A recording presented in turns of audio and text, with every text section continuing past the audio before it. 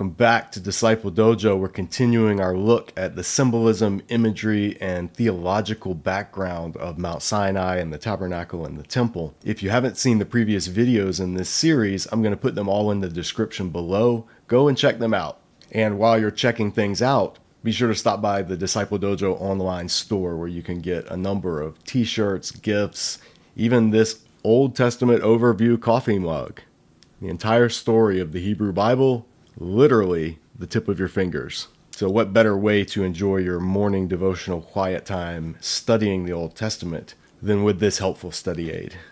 So check out the online store. We've got all kinds of stuff over there, and every sale really helps us out, as does every subscriber. So we are trying to reach 5,000 subscribers by the end of this year. We're almost at 3,500, I think. I'm not sure what it'll be when this video comes out, but about 1,500 or 1,600 more to go before we reach our goal for 2022. So if you haven't already subscribed, if you're on the fence, if you're like, I like the videos, but I don't want to put the energy into hitting the subscribe button, just think how much energy goes into making these videos.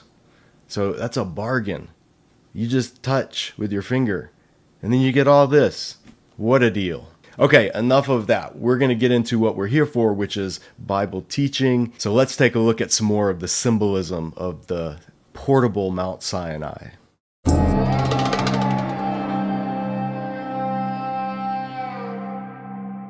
Now, as we talked about at length in the last video, this is what the tabernacle was. It was a portable version of Mount Sinai. And we're going to unpack that a little bit more because it really helps us to see the symbolism that this tabernacle was intended to portray to Israel in the wilderness. Now, one of my favorite resources I've ever come across on the symbolism of the tabernacle is this book by Vern Poythress, The Shadow of Christ in the Law of Moses. It's a really, really good overview of the symbolism of the tabernacle, and it was formative in helping me understand what's going on in the text. Now, I do want to give a caveat. The first half of the book deals with the imagery of the tabernacle and the sacrifices and the priesthood and all of the stuff that we're talking about in this series.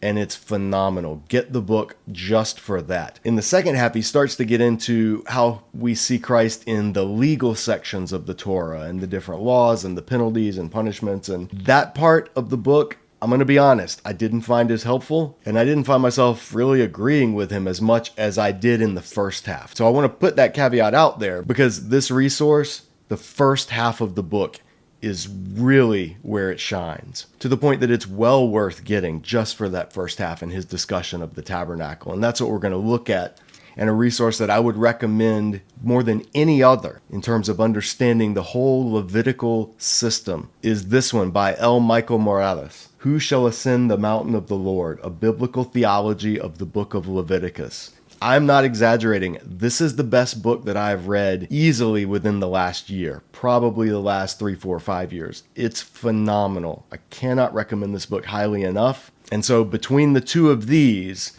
you are well equipped to understand the symbolism of the tabernacle and the theological significance. So let's look at a little bit of that. In Shadow of Christ, Poythress says, what did the Israelites see when they looked at the tabernacle so long ago? They saw a tent with 2 outer rooms and a yard outside. In the yard was the Israelite equivalent of a stove, namely a place where meat could be roasted on a fire. A tent means very little to us. But Israelites knew all about tents because they were living in tents themselves. Then God told them to make a tent for him, a tent where God himself would dwell and meet with them, in Exodus 25, verse 8, and then again in verse 22. His tent had rooms and a yard and a fireplace like their own, yet it was also unlike their own.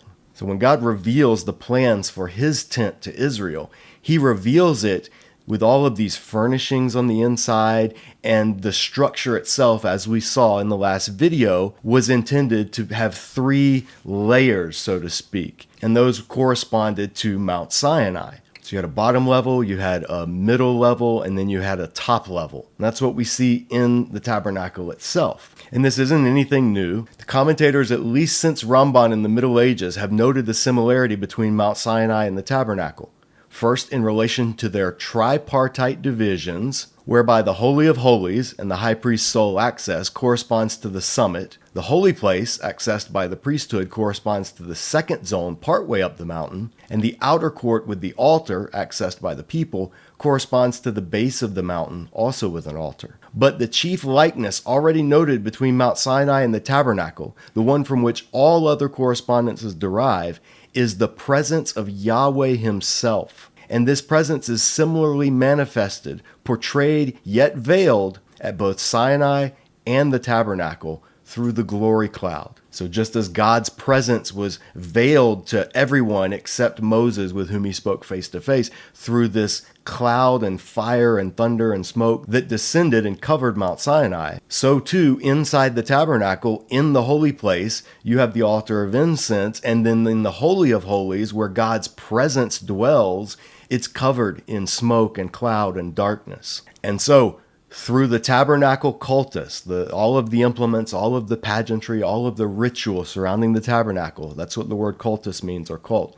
Through the tabernacle cultus, therefore, Sinai is not merely remembered, but relived, recreated, and re-experienced. Worship at the tabernacle was intended to recreate, in many ways, symbolically and theologically, the Exodus, because the Exodus is the epitome of the identity of God's Old Covenant people. The Exodus is everything. There's a reason why at Passover the Exodus is front and center. The Exodus is the formation of the corporate people of God as a nation and the giving of the Sinai covenant. It's all together. What Easter is for Christians, the Exodus is for the Israelites. And so this can never be stated strongly enough. The Exodus is the foundation of God's people. And all of the worship in Israel was meant to point back to that Exodus in some way, which would then give Israel a sense of identity, not just of who they are, but who God is,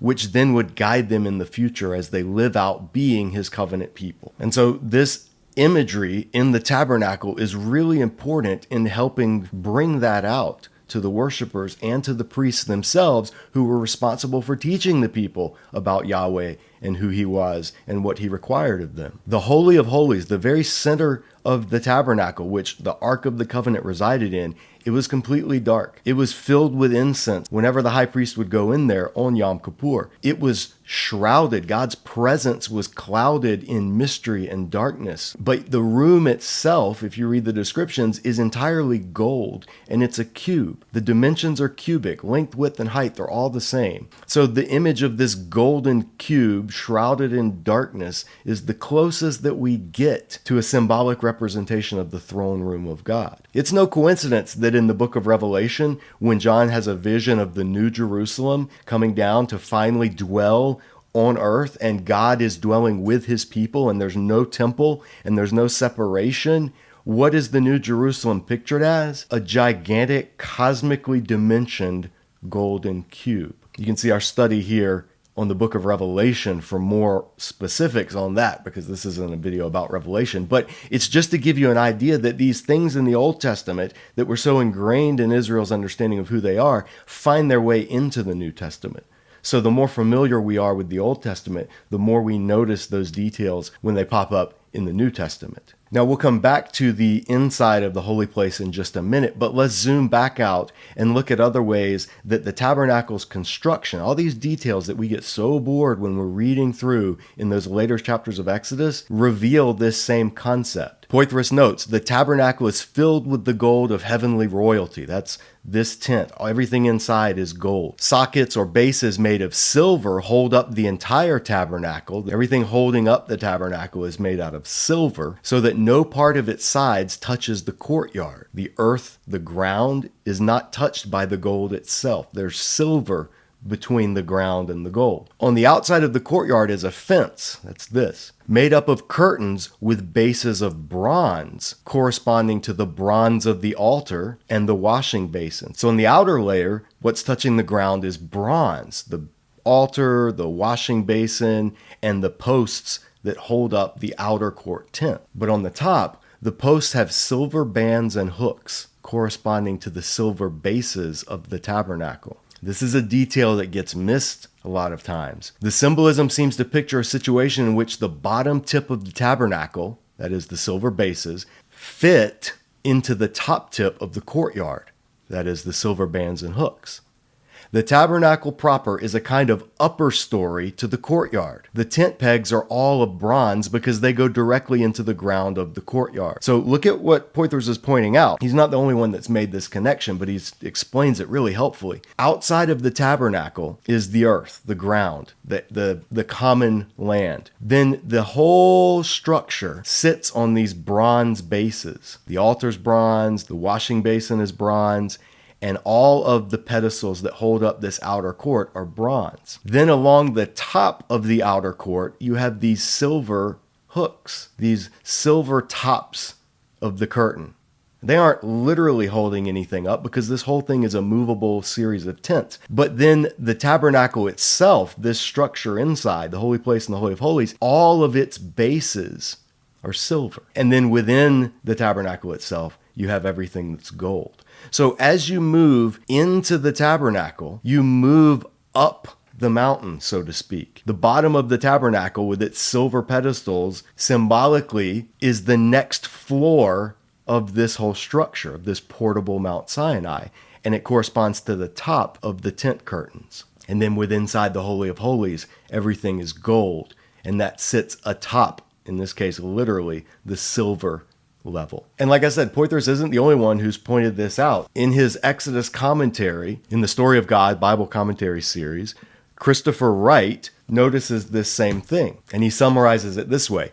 The approach toward the presence of God is graded. There are 3 levels arranged vertically from the foot to the top of the mountain. This gradated approach to God in the vertical axis becomes the model for the gradation within the tabernacle and later the temple on the horizontal axis. The tabernacle becomes a kind of portable Mount Sinai. Sinai has become a vertical temple court uniting heaven and earth, joining God with his people through their representatives, mediator, and the blood of sacrifice. So the tabernacle itself symbolizes this tripartite division within the universe. You have the outer courtyard. Everything in it is made of bronze or rests atop bronze. And bronze was considered of the main valuable metals. It was the lowest tier. I mean, there's a reason that Olympic medals are gold, silver, and then bronze. Well, that's not anything new. That was true in the ancient world in terms of value of metals as well.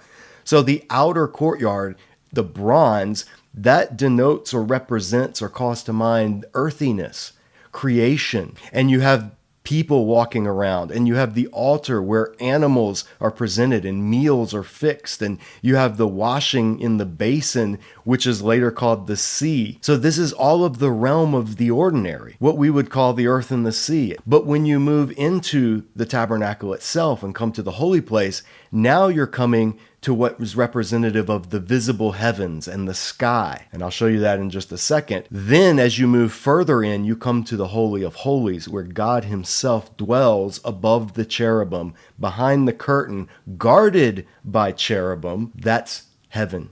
That's the presence of God himself. So there's this 3-layered structure that you're moving through within the tabernacle, but you can't carry a big building around. So everything was designed to be portable and could be set up anywhere. So God could literally dwell with his people wherever they go, in their midst, in this portable Mount Sinai. Now, how does the tabernacle itself correspond to the visible heavens? That may seem like a stretch. Well, when you look at what's actually inside of it, you have the table where there's the bread of the presence. You have the altar of incense. Everything is gold. There's a purple curtain separating it from the holy place.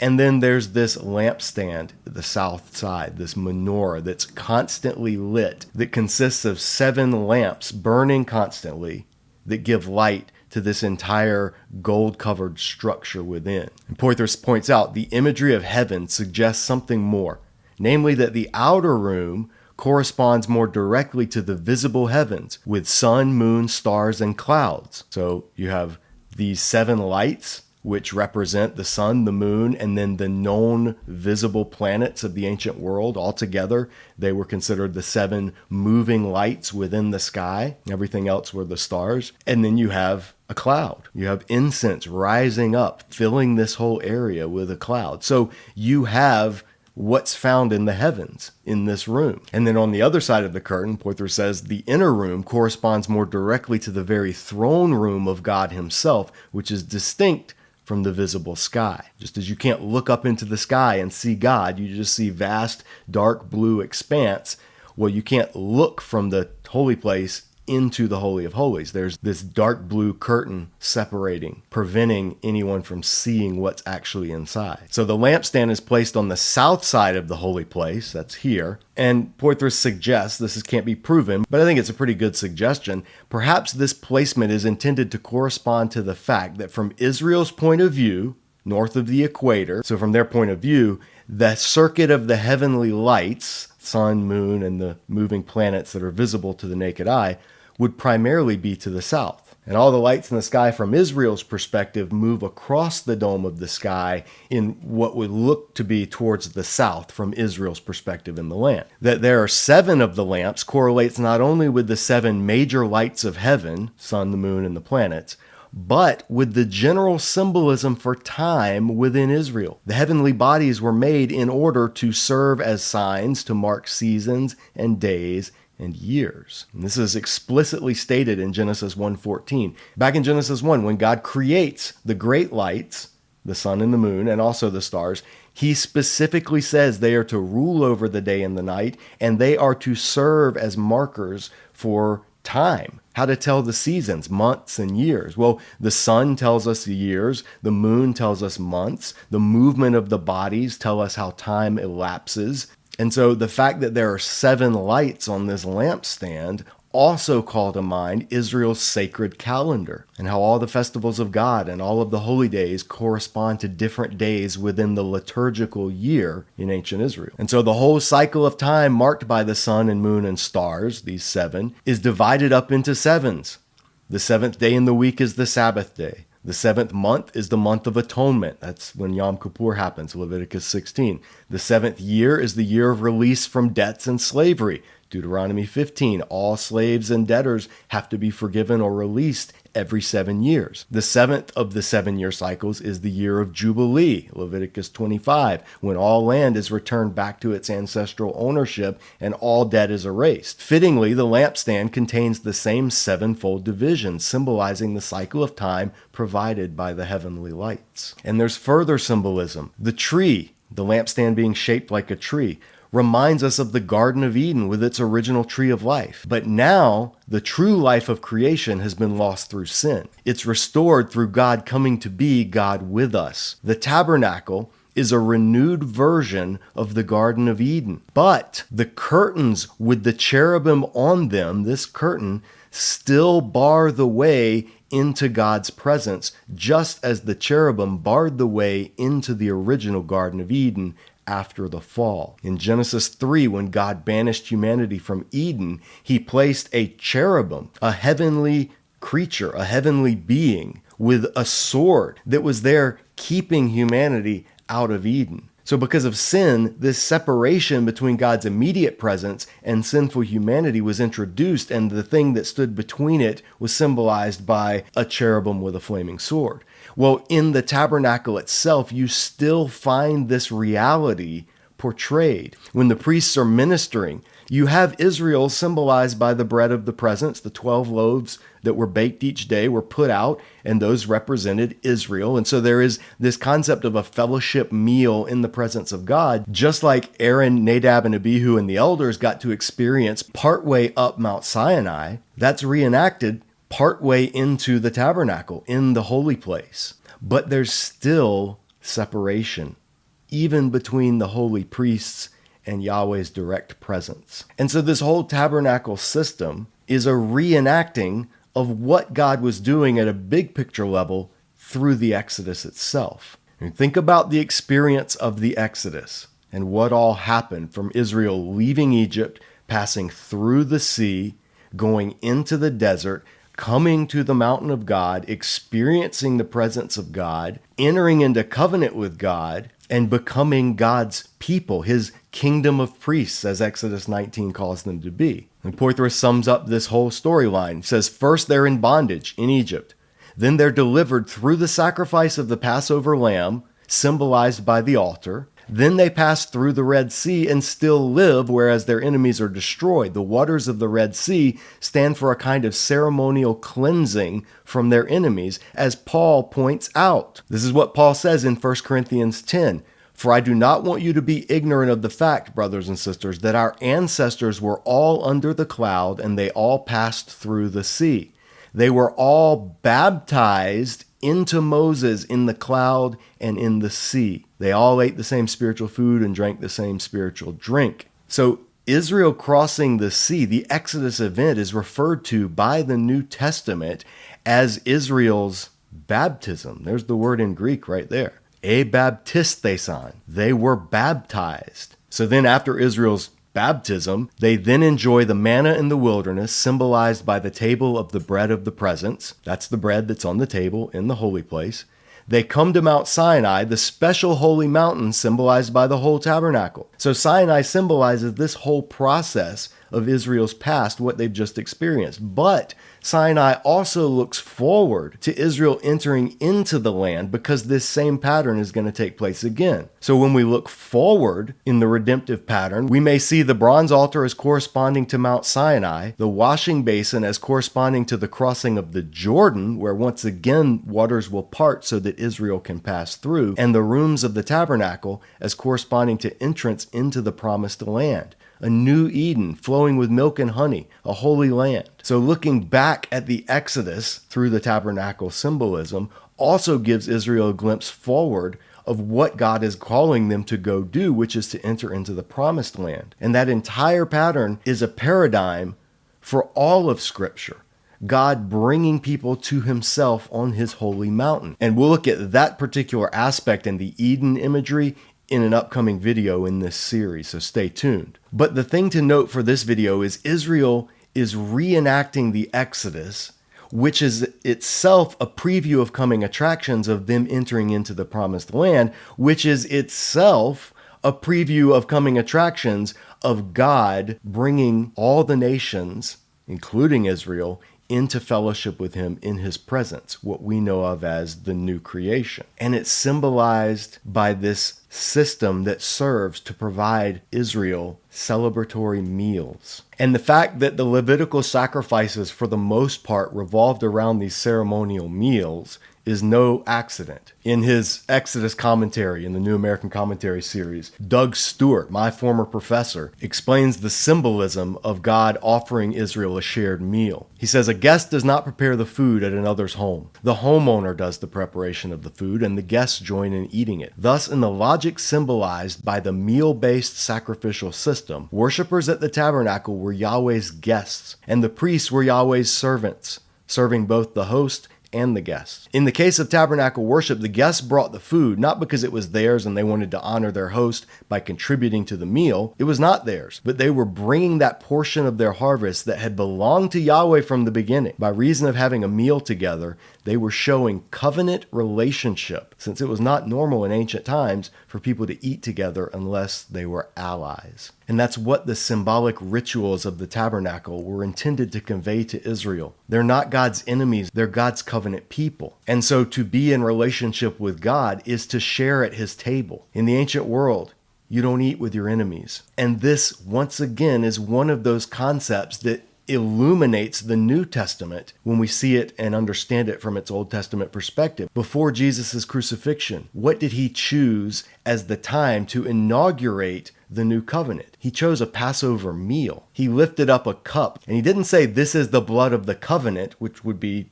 perfectly normal to do at a Passover Seder, commemorating the Exodus, which is what this was all about. He lifted the cup and said, this is the cup of the new covenant. This is my blood poured out for you and for many. So Jesus took the sacrificial meal par excellence in Israel's history, Passover, and transformed that entire event to symbolize and commemorate the new covenant that he himself, as the final Passover lamb, the Lamb of God who takes away the sins of the world, as his cousin John the Baptist had put it years before, he takes it all and transforms it into the new covenant commemorative meal, which we know of as communion or Eucharist, which also commemorates the exodus of Jesus's followers, not out of Egypt, but out of slavery to sin itself, the thing that empowered Egypt to begin with, and that animates all subsequent worldly empires. Their baptism, not through the literal Yam Suf, but through the washing waters of the baptismal, into covenant relationship with him as members of his body, being built as living stones into the new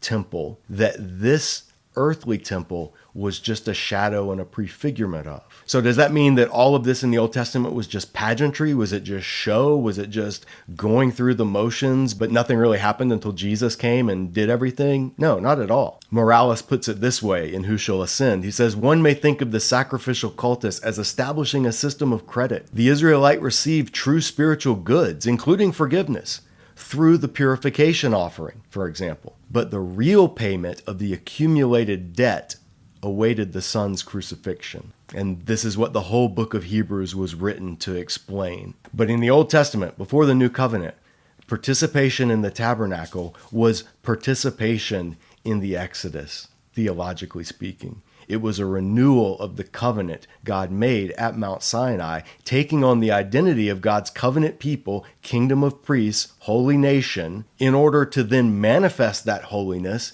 in the world surrounded by the darkness of the pagan Gentile nations. So far from being a dead, dry, dull ritual, the sacrificial system of the tabernacle was a joyous, foundational, profoundly moving aspect of who Israel was as a people. It shaped their identity. And only later in Christian history did it come to be seen as dead, dull, lifeless, people trying to earn God's salvation and other concepts that later interpreters like Martin Luther and some of the reformers read back into the Exodus account from a much later Christian perspective. But that's not what the New Testament itself teaches. That's certainly not what Paul taught about the law, and it's absolutely not what the Hebrew Bible itself taught about the law. In fact, the longest worship song in Israel's hymn book, Psalm 119, is entirely dedicated to exulting in the law, to celebrating the law, to praising the wonder of God giving his people a law. Because in the ancient world, you cannot underestimate how fickle and how arbitrary and how inscrutable the gods of the other ancient peoples were considered to be. And so giving direct communication, giving a written law, that was something that was monumentally significant. We look at it as modern Christians and go, oh, a written law, that's dead, that's lifeless, that's dull.